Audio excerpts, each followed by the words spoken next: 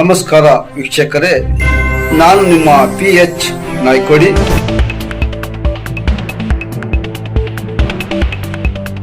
APMC ಆವರಣದಲ್ಲಿ ಅಕ್ರಮ ಮರಳು ದಂಧೆ, ಅಧಿಕಾರಿಗಳ ಮೌನಕ್ಕೆ ಜನರ ಕಿಡಿ.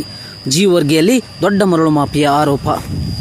ಜೀವರ್ಗಿ ಎಪಿಎಂಸಿ ಆವರಣದಲ್ಲಿ ಅಕ್ರಮ ಮರಳು, ಎಂಸೈನ್ ಕಂಕರ್ ಸಂಗ್ರಹ ಮತ್ತು ಮಾರಾಟ, ಲಾರಿಗಳ ಮೂಲಕ ದಿನವೂ ಸಾಗಣೆ, ರೈತರಿಗೆ ತೊಂದರೆ, ಅಪಘಾತದ ಭೀತಿ, ಅಧಿಕಾರಿಗಳ ನಿರ್ಲಕ್ಷ್ಯಕ್ಕೆ ಸಾರ್ವಜನಿಕ ಆಕ್ರೋಶ. ತಕ್ಷಣ ತನಿಖೆಗೆ ಜಿಲ್ಲಾಡಳಿತಕ್ಕೆ ಆಗ್ರಹ. ಅಕ್ರಮ ದಂಧೆಗೆ ಕಡಿವಾಣ ಹಾಕದಿದ್ದರೆ ಹೋರಾಟದ ಎಚ್ಚರಿಕೆ.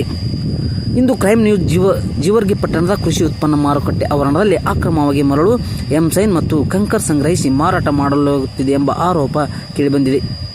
ಮಾರುಕಟ್ಟೆಯಲ್ಲಿ ದಿನವೂ ಲಾರಿಗಳು ಮತ್ತು ಟ್ಯಾಂಕರ್ಗಳ ಮೂಲಕ ಕಟ್ಟಡ ಸಾಮಗ್ರಿಗಳ ಸಾಗಣೆ ನಡೆಯುತ್ತಿದ್ದು, ರೈತರಿಗೆ ವ್ಯಾಪಾರ ಮಾಡಲು ಜಾಗವೇ ಇಲ್ಲದ ಸ್ಥಿತಿ ನಿರ್ಮಾಣವಾಗಿದೆ. ನಿಯಮಗಳ ಪ್ರಕಾರ ಎಪಿಎಂಸಿ ಆವರಣವನ್ನು ಕೃಷಿ ಉತ್ಪನ್ನಗಳ ವಹಿವಾಟಿಗೆ ಮಾತ್ರ ಬಳಸಬೇಕು. ಆದರೆ ಇಲ್ಲಿ ನಡೆಯುತ್ತಿರುವ ಅಕ್ರಮ ವ್ಯಾಪಾರದಿಂದ ಸರ್ಕಾರದ ಆದಾಯಕ್ಕೂ ನಷ್ಟವಾಗುತ್ತಿದೆ ಎಂಬ ಆರೋಪ ಸಾರ್ವಜನಿಕರಿಂದ ಕೇಳಿಬರುತ್ತಿದೆ. ಅಧಿಕಾರಿಗಳು ಗಮನ ಹರಿಸದಿರುವುದು ಅನುಮಾನ ಹುಟ್ಟಿಸಿದ್ದು, ಕೆಲವರ ಮೌನ ಸಹಮತವಿದೆ ಎಂಬ ಪ್ರಶ್ನೆ ಜನರಲ್ಲಿ ಮೂಡಿದೆ.